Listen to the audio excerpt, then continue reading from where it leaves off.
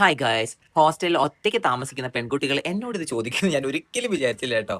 ആൺകുട്ടികളും വല്ല ചോദിച്ചെങ്കിൽ പിന്നെയും നമുക്ക് ഇതിലൊരു വാസ്തവം ഉണ്ടായിരുന്നു.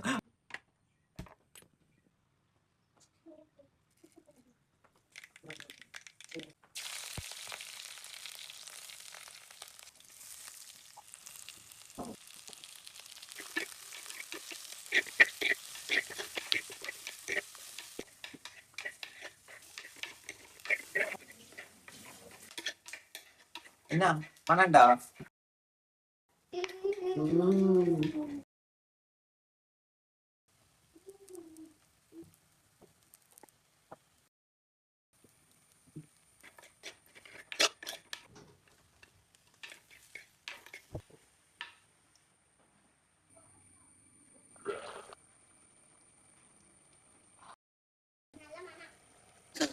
സത്യം കേട്ടോ, നിങ്ങൾ ട്രൈ ചെയ്ത് നോക്കിട്ടോ.